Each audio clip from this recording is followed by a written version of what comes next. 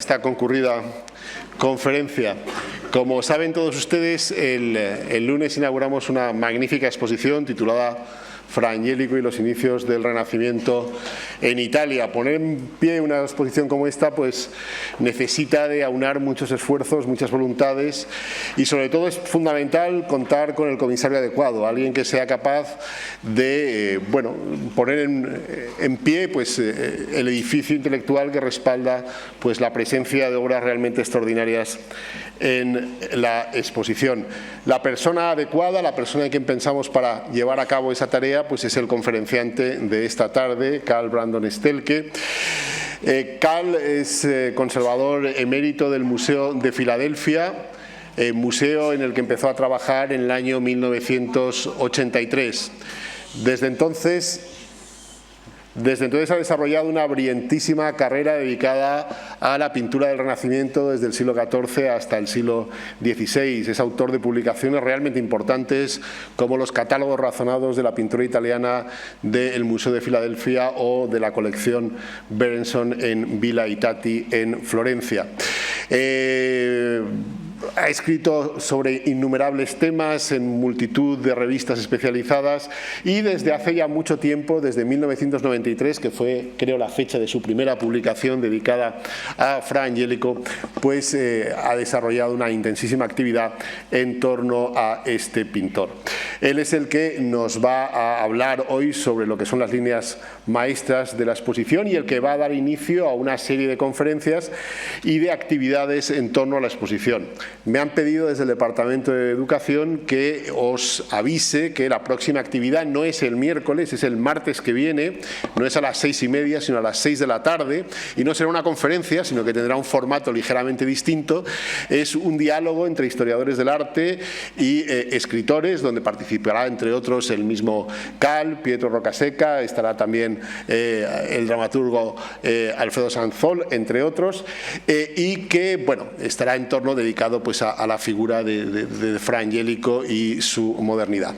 Y nada más, daros a todos la bienvenida, congratularme como director de la extraordinaria acogida que está teniendo la exposición y también esta conferencia, y dar la palabra a Carl. Gracias.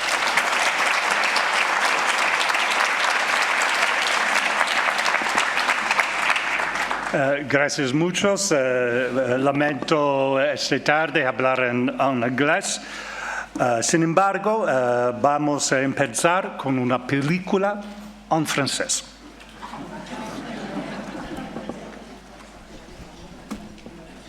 Oh, I did.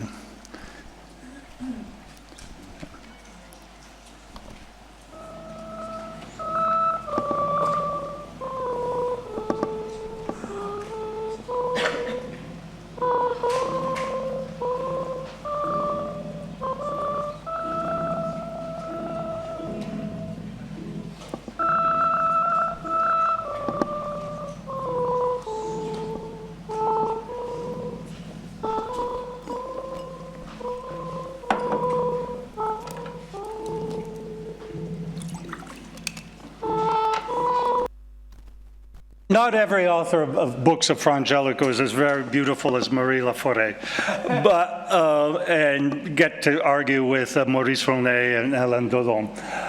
That film is based upon a very famous novel by Patricia Highsmith. The film is from 1960, and the novel is from, I believe, 1955. But the director, René Clément, changed it around a little bit, and he actually added something that wasn't in the original novel, which is Fra Angelico. The basis of the why did he put Fra Angelico? Originally, the character Marge, played by Laforêt, was going to be writing a book about a small town in Italy. The whole purpose of the whole plot of the story is that Hélène Dodon plays a trickster. He later murders the other character and takes on his identity. And the director of the film, Clément, thought Fra Angelico was a perfect character for someone who changed identity. The reason is because he changed his name. And that is, his name is not Fra Angelico. If we go to Santa Maria sopra Minerva, which is a church in Rome where he was buried after his death in 1455, and we somehow went there and we were able to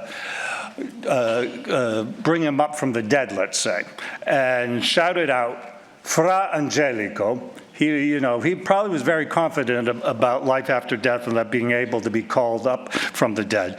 But he wouldn't have recognized that name of Fra Angelico. What he would have thought of is, he looked around and thought, well, who in the world are you talking about? Because he were talking about Thomas Aquinas, who was known as the angelic doctor. Fra Angelico's real name was actually Guido di Pietro. He was born Guido di Pietro, and then he became Fra Giovanni because he joined the Dominican order when he was in his 20s in his early 20s, around 1420 or so. And it was only after his death, for his ability to paint religious subjects, his ability in theology, that he became known as Fra, or sometimes Beato Angelico, which is based upon the fact that the greatest theologian of the Middle Ages, and specifically of the Dominican order, is called Thomas Aquinas, the Doctor Angelicus. Here, in fact, is a painting which is up in the exhibition in which you can see Thomas Aquinas. It is a figure that Fra Angelico painted very frequently. He's looking out there right directly at the audience. So it's a person in this particular painting, the Coronation of the Virgin, which has particular importance.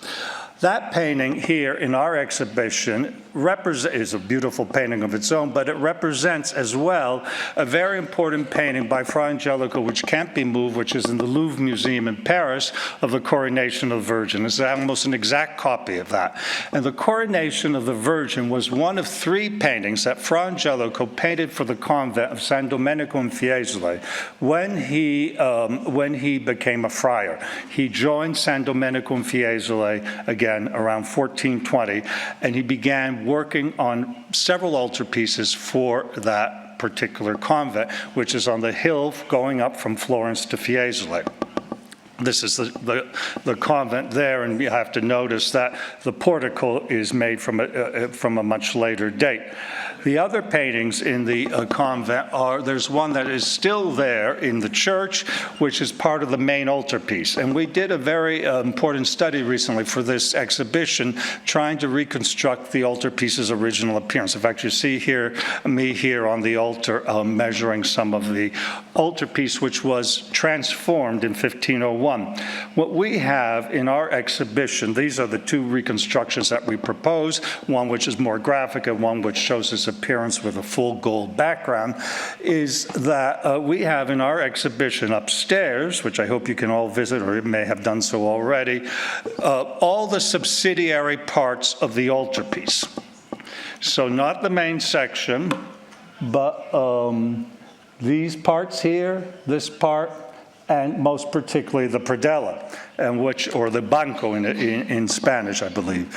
When you look at it, the banco, you have to really realize this is the first important public commission of this young artist who was already trained. He was trained in a convent by Lorenzo Monaco, but he's only about 22, 23 years old. We're not exactly sure. And he's able to choreograph, almost as a choreographer, about 200 figures across the whole altarpiece, across the predella of the altarpiece, which shows the Christ in glory in heaven. So he is showing all the various saints in heaven.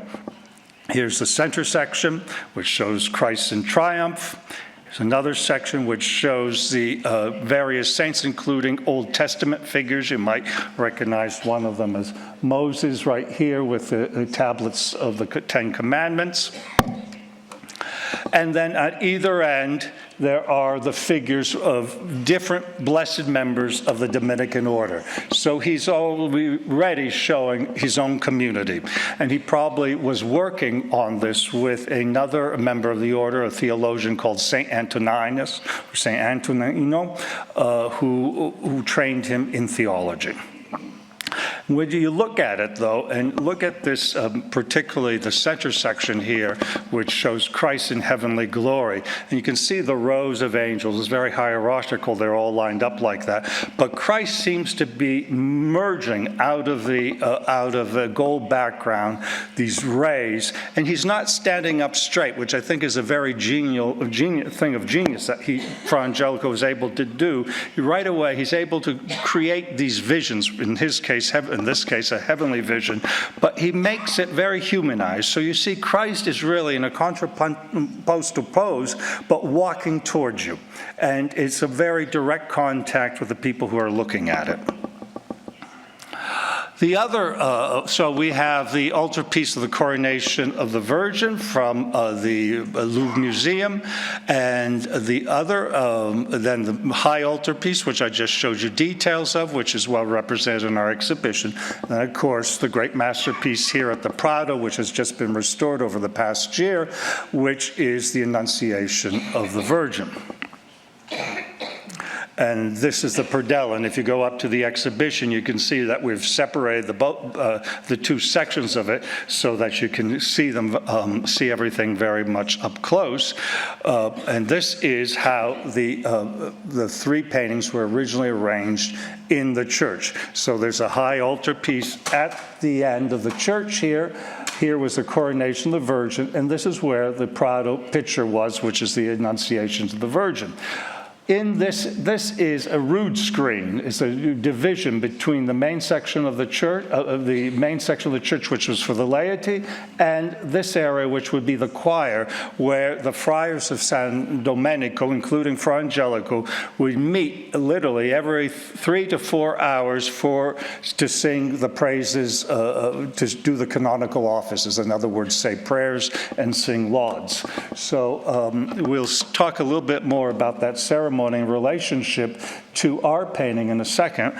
I just want to show you an old picture of San Domenico, which, because the church has been transformed over history, particularly in the late 15th century, it was made a little bit longer, other chapels were added, and then the 16th century was very much transformed, so it's nothing like it was when Fra Angelico originally lived there and painted the altarpieces for this church. One thing you might notice, though, to give you an idea of the real area, this gives an idea of the real height of the ceiling.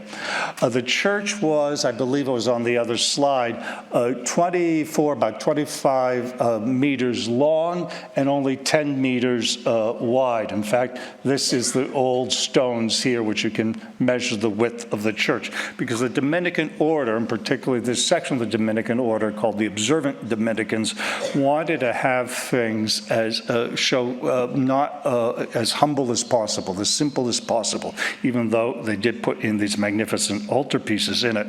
This gives you a little idea of just the original shape of the church at that time and where our altarpieces would have been. So we're entering into a very small environment.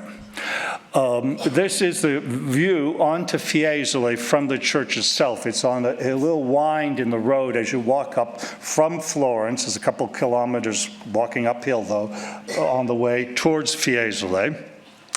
And if you're looking from Fiesole, you can have a magnificent view onto the city of Florence.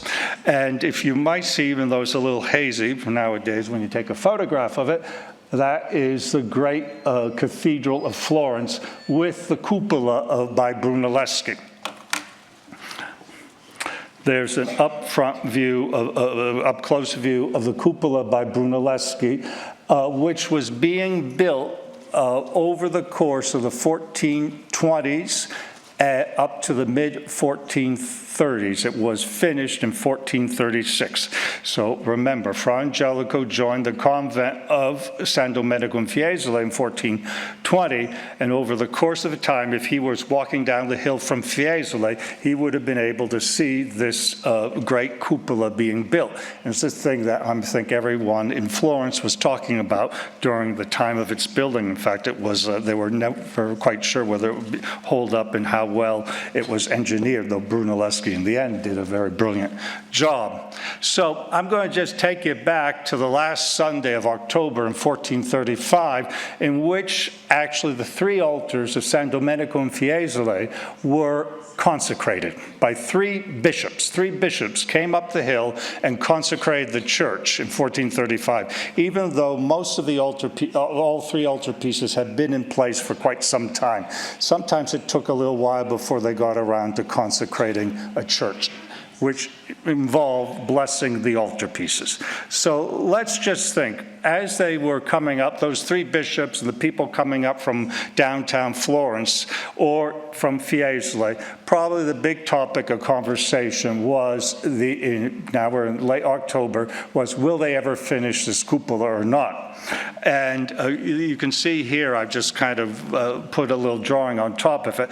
It was taking up to about that point and that year. So the top part, the lantern, comes much later, but they still had to finish that part there.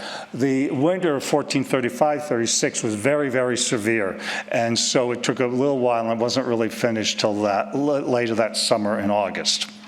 But as these people, or many people, are going up to Fiesole, they would again be glimpsing views of the cupola, a little bit of downtown, and they would also then finally find themselves really in immense fields of olive trees. And now we're in late October. Usually they're starting to think about the harvest of the olives in Florence, in Tuscany at that time, in early November, the last week of October and November, which may have gone them thinking too about what they're going to eat, and they're going to have a big dinner or after the consecration ceremony, and it was probably wonderful olives, wine, cheese from these very fields that they were passing by, which we know were full of farmhouses. And if you look at the predella, one of the scenes of the predella, I always think that when showing the visitation of the Virgin Mary greeting Elizabeth before the birth of Christ, that you look at this wonderful landscape here, and it's a very much an idealized view of the landscape that you can see when you go up the hill or from San Domenico itself. Few new constructions now, but pretty much very rural. In our exhibition, we have this drawing, which is based upon this painting by Fra Angelico, a very large painting called The Deposition of Christ from the Cross, which is now in the Museo di San Marco.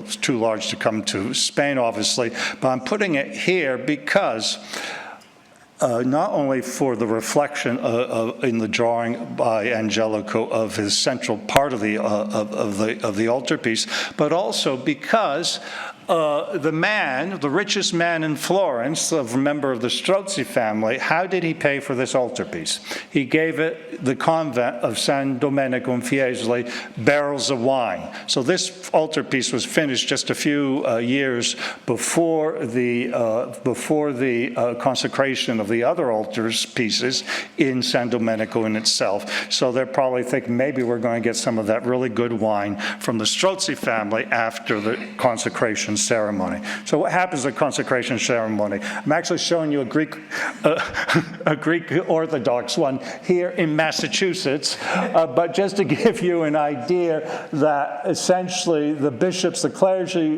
lead a procession in which the people come up from up, and it's in the rural area, very similar to San Domenico, up to a point. But you get people from every walk of life, essentially. So you're having high clergy people, and then you're having the farmers, local farmers. And this is an important point when we're looking at Fra Angelico's paintings. Consecration ceremony involves all sorts of different activities. At one point, a bishop will go around the church. Here you can see it in English Cathedral, actually, blessing the doorway and blessing various points inside the church. Then in the middle of the church, they would, at one point, arrange the alphabet in a cross form, Greek letters on one side, Latin letters on the other side, and candles next to each one of them.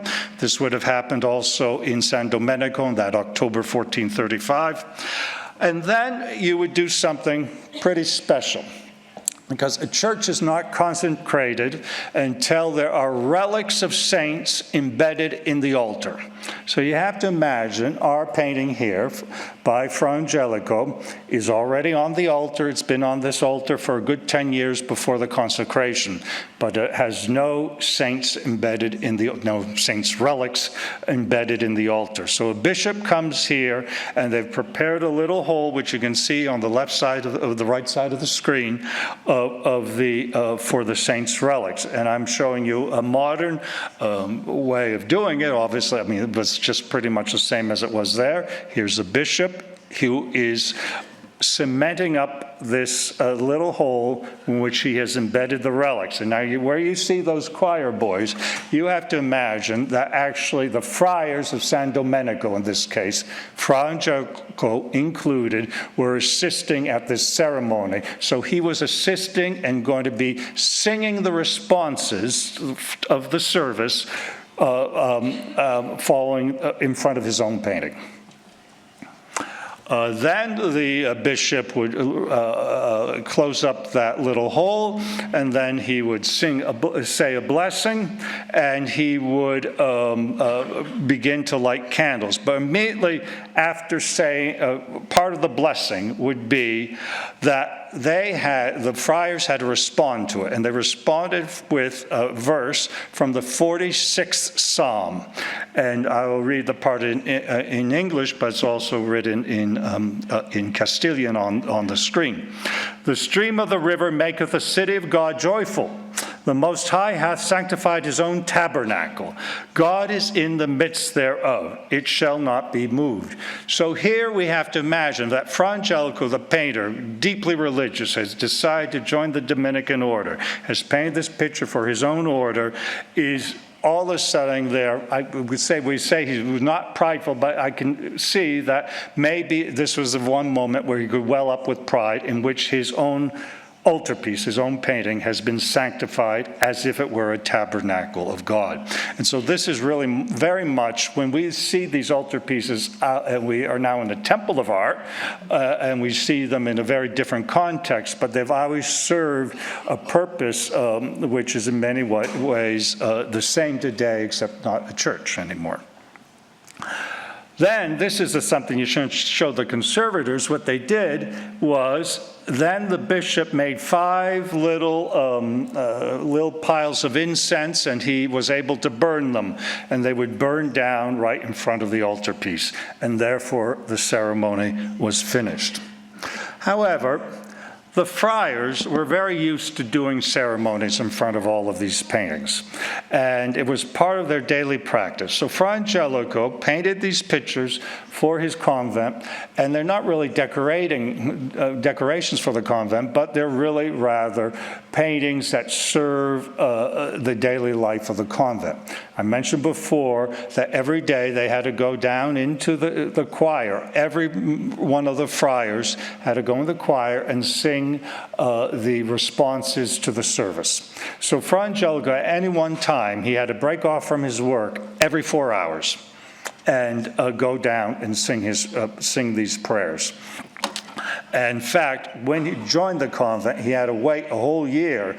He had a novitiate outside of Florence, outside of San Fiesole, in which he learned by heart all the Psalms so he could participate in these services.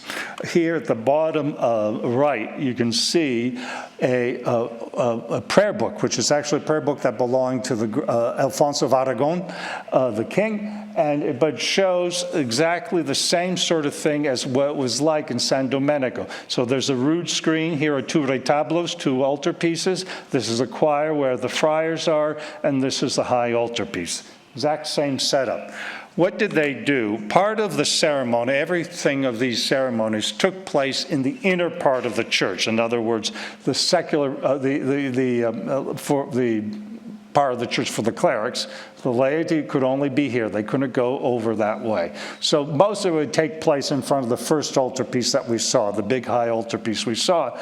But at 9 o'clock every evening, they would proceed out. And just as you see in this painting by Pedro Berruguetti, which, I put the title in Italian, but shows a vision of the Madonna to the Dominican friars, in which the friars would go out of the choir. They proceed in 2 rows, and then they would turn around, and they would look at the painting by Fra Angelico of the Annunciation. And at 9 p.m. at night, at 2100, they would sing the Salve Regina, the great Latin medieval hymn to the Virgin Mary. And here in red, I put in the Castilian version what they would sing, the 3rd verse, I believe, of the hymn, which they would be singing in Latin, and which says in English, "To thee do we cry, poor banished children of Eve." This gives the idea of why in the world did Fra Angelico include the figures of Adam and Eve in the Annunciation. The Annunciations before this time did not include Adam and Eve. It's a new sort of iconography, and one which Fra Angelico, probably in collaboration with the theologians of his order, the fellow friars, decided to do.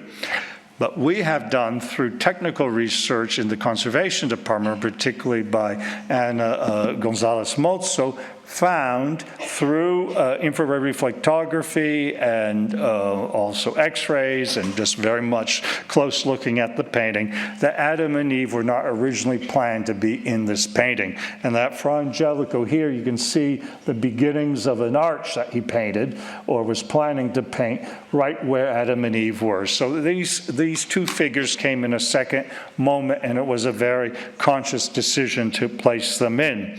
If you look at Annunciation, for instance, by his master, Lorenzo Monaco, who is well represented in the exhibition, I'm showing you the piece from the Thyssen on the side, you can see there's a very common iconography. We do not see Adam and Eve. So Adam and Eve are included in this for various reasons. One, as I say, I think is for this theological reason, part of the practice of the everyday being in the convent itself. 9 o'clock, you go out of the choir, you turn around, you look at the painting, and you say that we are poor banished children of Eve. In other words, we are sinners.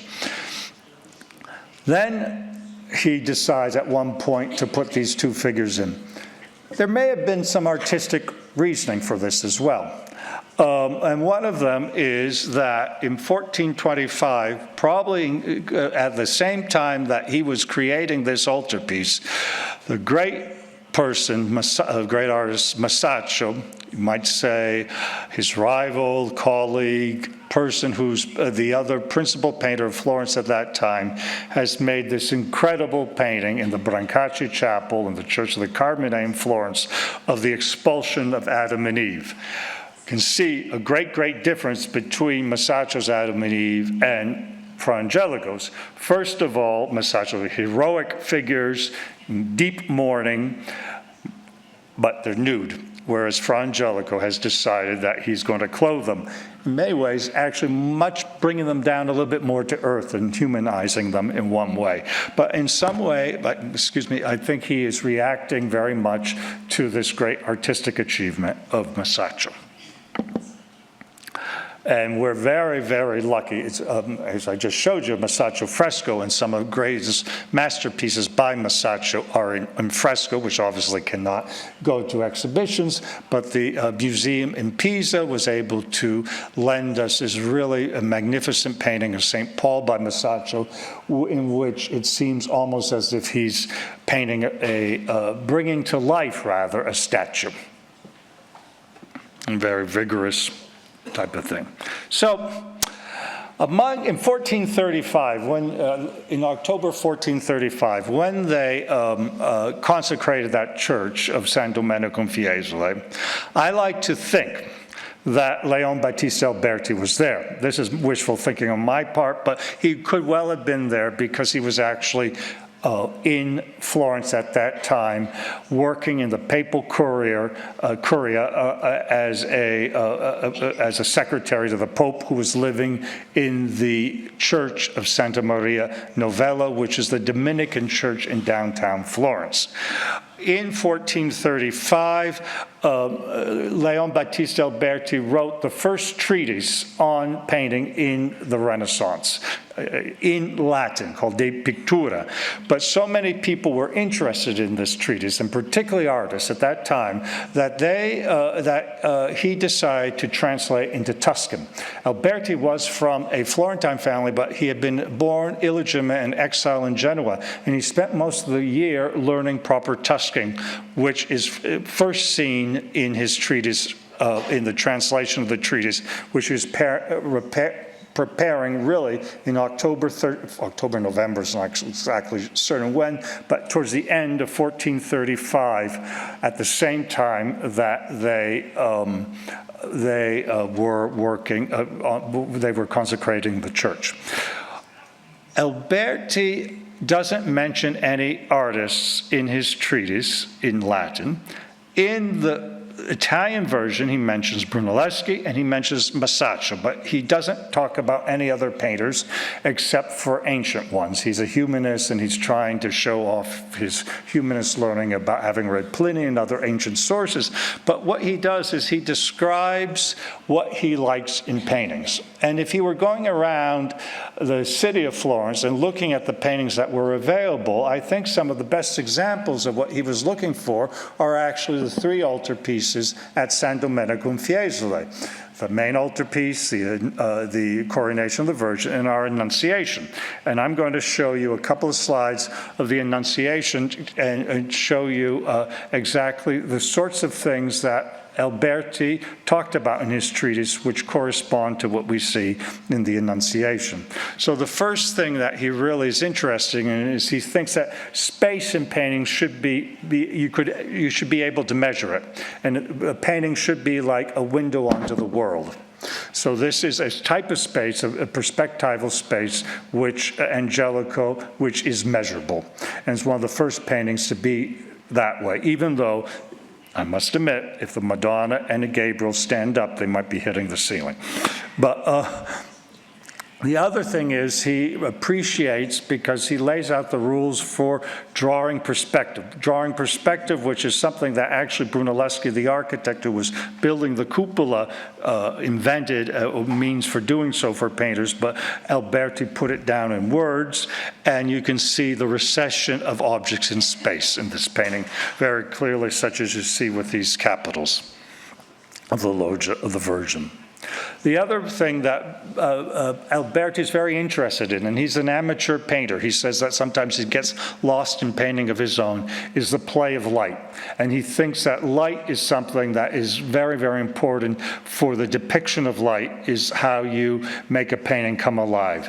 Here I'm showing you this one because you can see the light coming through the window in the background and creating cast shadows, particularly on the bench in the lower part of the scene.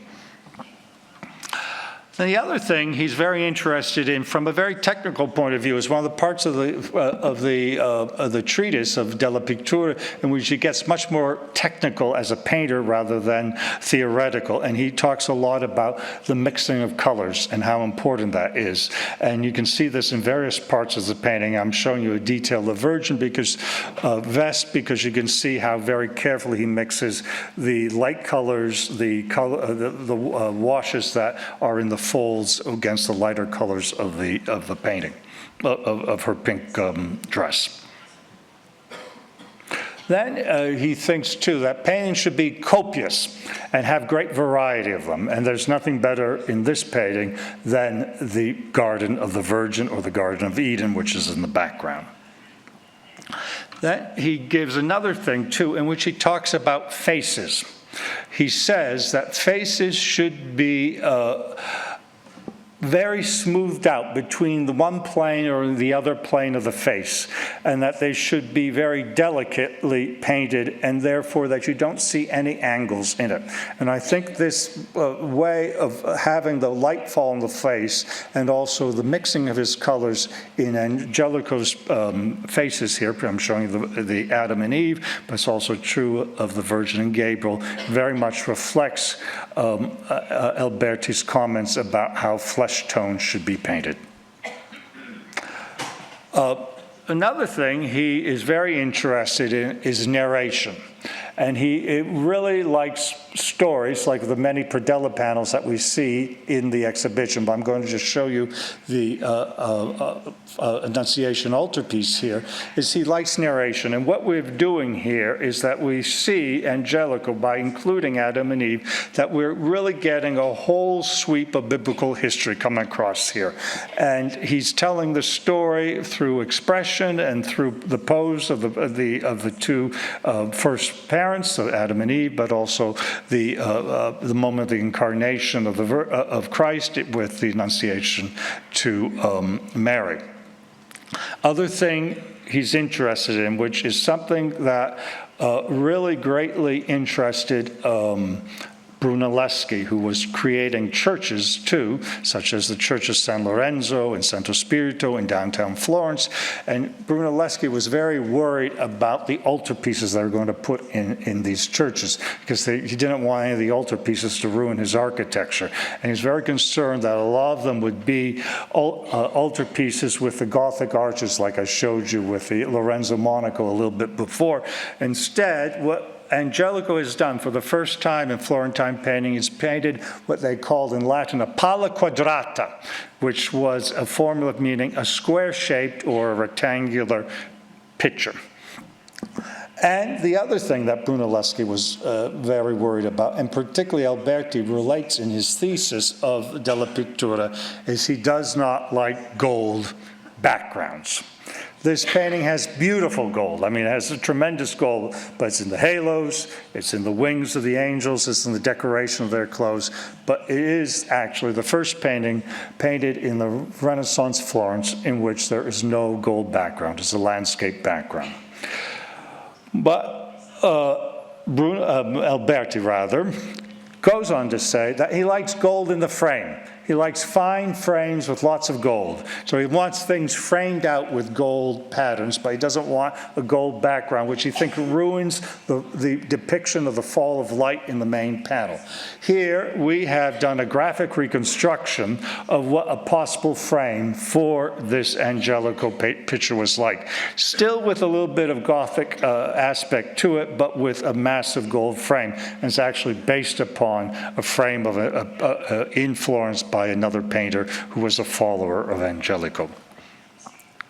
Okay, let's get back to the what happens also, what really impressed Alberti. Alberti goes to Florence, and he's starting to talk about looking at all these pictures. He's meeting Brunelleschi. He never met Masaccio because Masaccio died before. He meets Donatello. He meets Ghiberti. He sees what's happening, and he describes his excitement about these things in Della Pittura. He's painting pictures himself, and he is really established in the idea of the nobility of painting. And he goes on. He said, "There's nothing more noble than painting itself, and it appeals to the highest ambitions of the soul. It's something for the well-educated and for the intellects."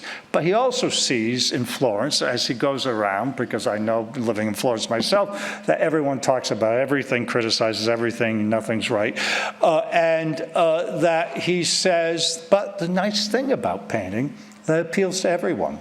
And even the common person can really get some great appreciation out of this. And so here, when you imagine, even at that ceremony of the consecration, you have the local farmers, you've got very high ecclesiastics, maybe Alberti, coming up from the Papal Curia in Santa Maria Novella, but they're all there. Maybe they came for the dinner afterwards, but they're all there, and they're are able to get in and look at these paintings up close that day. And that sort of excitement is something that Alberti finds very curious and really quite wonderful about painting, and I think something that we can still enjoy while we're looking at Fra Angelico's paintings today. I'm showing you our Gentili da Fabriano, in which the whole idea of social class was very demarcated at that time. Here he places the Temple of Jerusalem right in the middle of a Florentine street, and on one side there are the women, and very elegantly dressed, who would be among the common people for Alberti, who were able to enjoy painting, but also the beggars. So these paintings, like the Annunciation, were centers of ceremony, and life was very theatrical at that point. Florence is full of pageants, all sorts of ceremonies, and we're looking at this great painting that comes from the Compagnia di San Nicolo del Ceppo, the exact same place which Angelico painted it for. It's a silhouetted crucifix. It was always supposed to be silhouetted like this, and it was supposed to be have an immediate sense of being polychromed or painted sculpture. Has an immediate appeal when you look at, because it's an overwhelming presence. What was the Compagnia di San Nicolo del Ceppo? It was nothing but a boys' club where boys, like similar to the Scouts today, or you would go to have your catechism and you would actually perform in plays. These were the very boys who would be actors in the mystery plays. They played both the female and the male roles, and they would be gathering for their various activities every evening, or maybe a couple of times a week, in front of this crucifix. And it would be used almost as a stage set for them.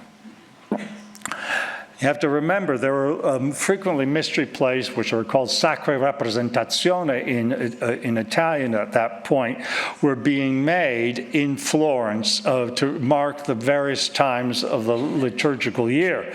And one of the most important was done at the small church of San Felice in Piazza every year on the Annunciation Day, which is March 25th. And the stage machinery was done by Brunelleschi, in which he created this whole stage set for the play. And one of the interesting things about this particular play, this is a reconstruction, of the stage set, is that way up high in the church there would be God the Father, played by an older actor, and then a young boy or adolescent boy would be given the lily and then would be brought down through this mechanism to the house of the Virgin at one side, played by another adolescent, and give her the lily and perform the whole act of the Annunciation. And we can see this exact same ceremony done in painting by Uccello in this great painting that came from the Ashmolean Museum, in which you can see up above there's God the Father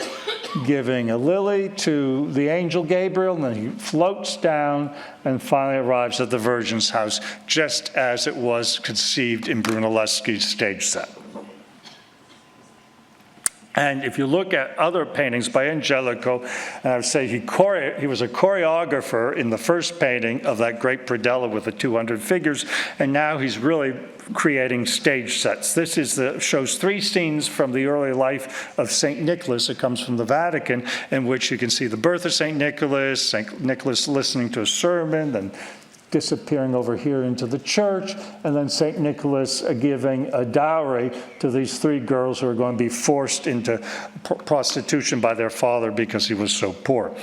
But you look at the buildings, he's arranged them around almost as if they're stage sets or stage flats to be able to include 3 scenes over the course of one single stage.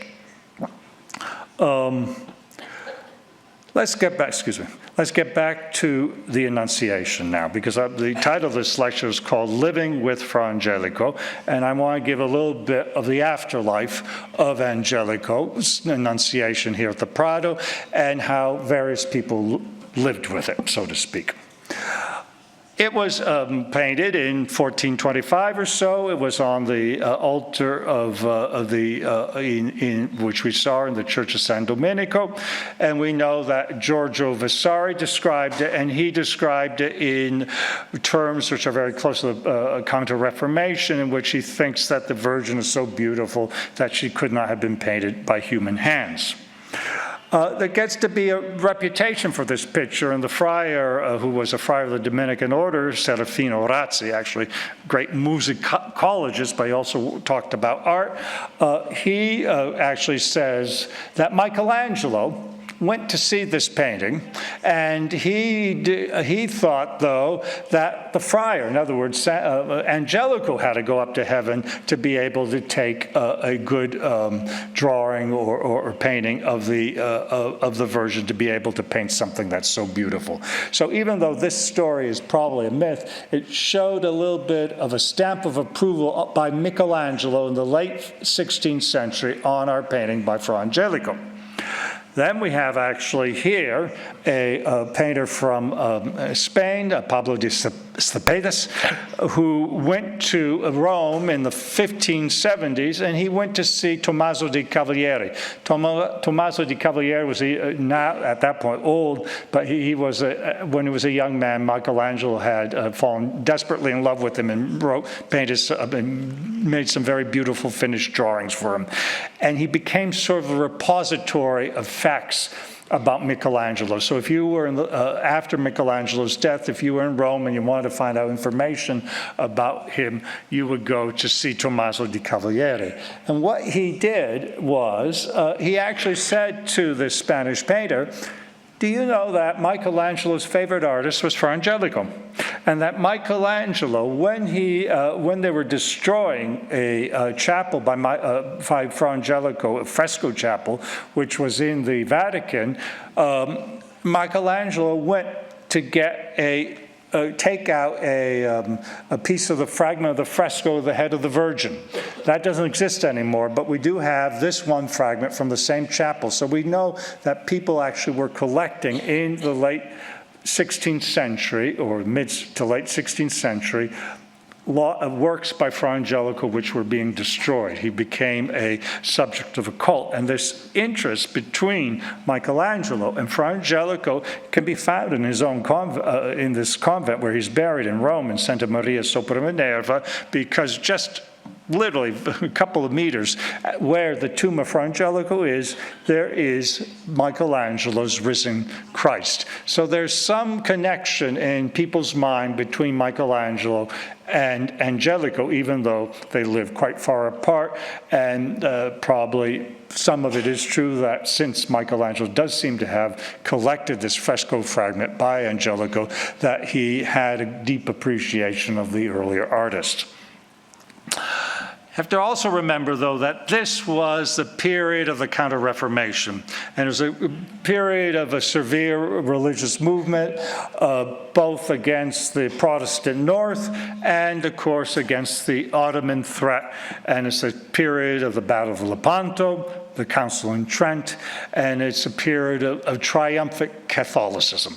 And at this point, I would think also Angelico is beginning to become a favorite artist among Roman Catholics who are looking at how art should change under the threat of the Protestants and of the Turks. And in fact, the Pope, who was very involved in the expedition against the Ottomans at the Battle of Lepanto, Pius V, asked his court painter, Bartolomeo Spranger, a northerner, to paint an actual copy of a Fra Angelico. So at this very moment, there's an interest in Fra Angelico's paintings, but is Fra Angelico associated with this triumphal Catholicism as well as somewhat an artistic appreciation by Michelangelo and Vasari. And I think it's somewhat in this context that we have to see why in 1611 the friars of San Domenico sold their altarpiece to a member of a very important Italian family, the Farnese, Mario Farnese, who wanted to give it as a diplomatic gift to the Duke of Lerma, who was the most powerful man in Spain at that point, essentially the prime minister. You can see him here in the Rubens portrait, right here in the Prado, from 1603, just a few years before the friars sold their painting, and also in the sculpture that was going to be for his tomb, which is now the sculpture by Pompeo Leone. So this painting was sold and taken out of the convent in 1611. We know it didn't fetch a tremendous amount of money, but just enough money to be able to pay for the new bell tower right there. I think they probably would have now preferred to have the painting. And then it came to Spain. It seems not really, the Duke of Lerma, we're not sure what happened. But in 1861, the director of the Prado found it, the director of the Prado at that time, called Federico de Madrazo, found it in the upper cloister of the royal nunnery of the Descalzos Reales here in Madrid. Right there where I show you in one of the chapels there. And he was able, this is Federico de Madrazo, first of all, to recognize it as a Fra Angelico for 1861, and secondly, to convince the royal family, because that was under royal patronage, the Queen and Isabel and her husband, Francisco de Assis Bourbon, to get it over to the Prado Museum, where it's been ever since. Federico de Madrazo, though, was a painter, and he was a very fashionable portrait painter, son of José de Madrazo, former director of the Prado II, and also a neoclassical painter. I'm showing you an example of his portraits, one of the portraits that Madrazo did actually when he went on a special trip to Rome in 1840. So this is 21 years before he found the painting in the Descalzos Reales. And he's in Rome, he's painting portraits, but he's largely going to Rome to study painting in Rome at that time, and particularly to finish a very important painting, which is now in the Palacio Real, of the three Marias at Christ's tomb. And it's very interesting to see, to read the letters that Madrazo writes from Rome at this point to his father. And he talks about all sorts of things that are happening in the Roman artistic world at that time. Show you that he finished the painting, then it was actually given to the royal family, where the king gave it to his wife for a wedding present. And he writes, he describes different things that are happening in Rome. And one of the pictures that is being painted in Rome at that time is by one of the Nazarene painters called Frederick Overbeck, a German painter who had been living in Rome for many years and was finishing his great masterpiece, which is a triumph of religion on the arts. It's a painting that was actually commissioned by the Städel Museum, where it still is today. And in this painting, in which he revives the style of the Nazarenes are very much like the pre-Raphaelites. They're reviving the style of the so-called primitive painters, the painters working in Italy before Raphael. And includes in this painting a scene in which Fra Angelico is talking to Jan van Eyck. And he's showing the difference between painting in the cloister and painting out in secular life. He then, Madrazo writes his father, he tells him all the things he goes to see, and he particularly goes to see a lot of paintings by Fra Angelico. And he writes to his father, who's, I'm showing an example of one of his neoclassical paintings there, and he tells his father that he thinks that Fra Angelico is better, mejor, than Titian, the great painter, Venetian painter, who's so well represented in the Prado. His father really can't stand this comment. He says, painting after the time of Fra Angelico got much better. They knew how to use varnish, they knew how to wash, they do atmosphere, a whole series of things that he told him. And he says that the Nazarene painters are like the parchment style, which is a real put down for that sort of thing.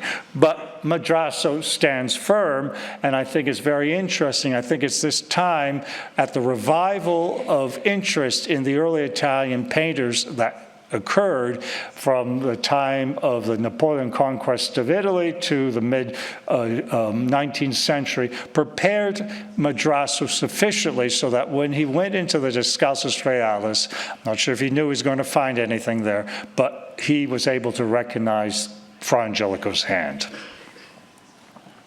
It's an interesting, I said that Madrazo's own painting was given as a wedding present for the king and queen in 1846 here in Spain.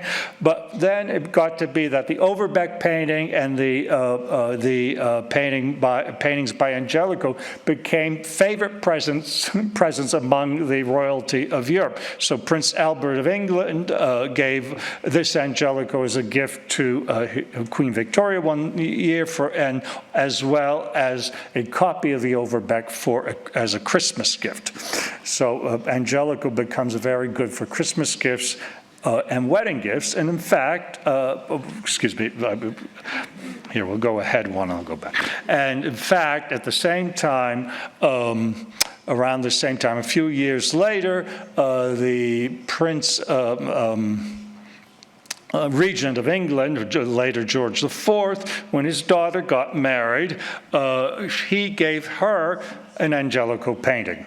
And at about this same time, which is now also up in the exhibitions, now the Thyssen-Bornemiszen collection, it went through the Belgian royal family.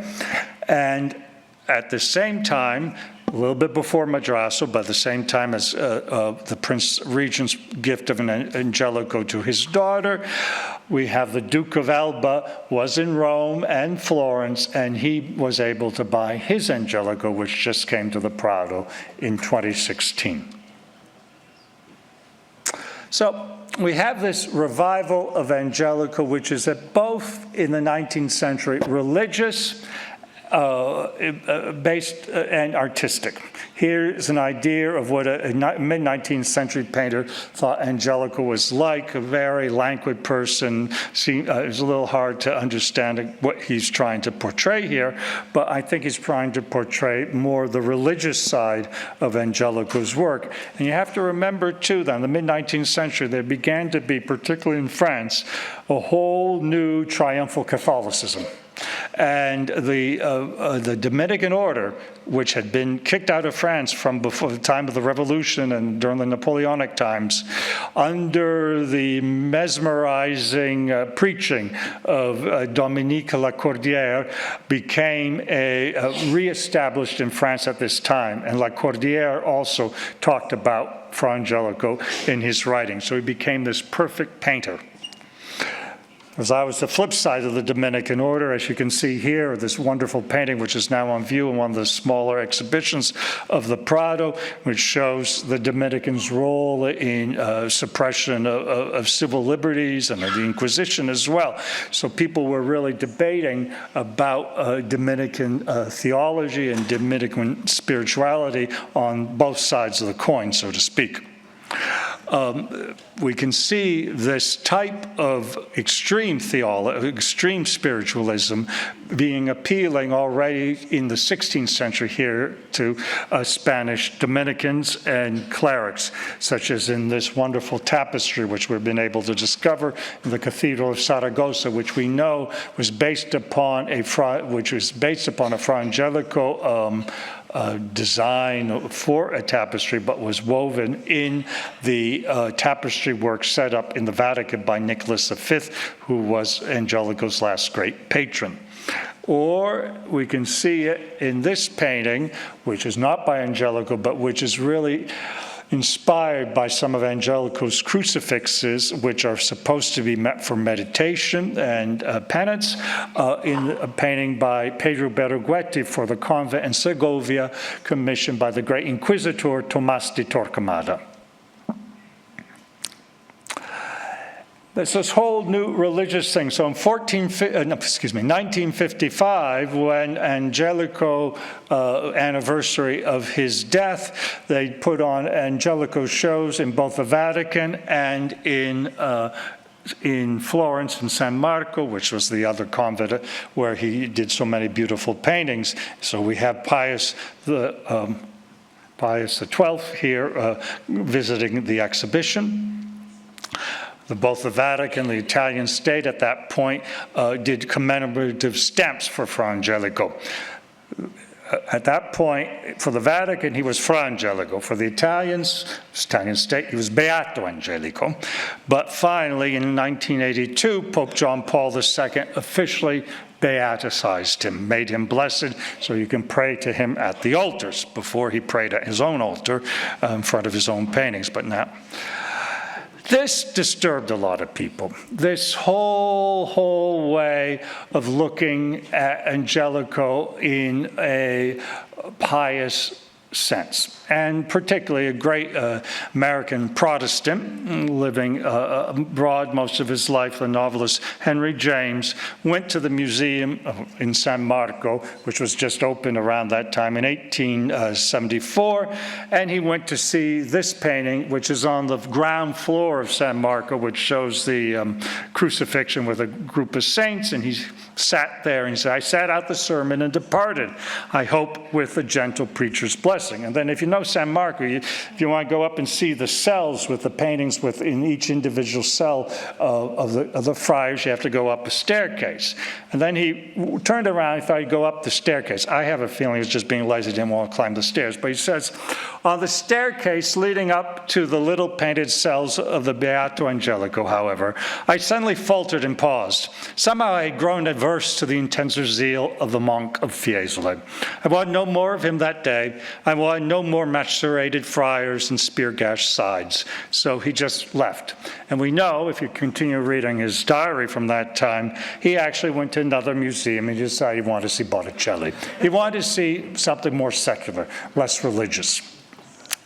This same sort of attitude affected a really remarkable novelist, probably the best Italian novelist of the past century, the 20th century, Elsa Morante, who also did many film scripts for Pier Paolo Pasolini. Here you see her with she's a one-smoking cigarette, with Pasolini and his great actress, Laura Betti.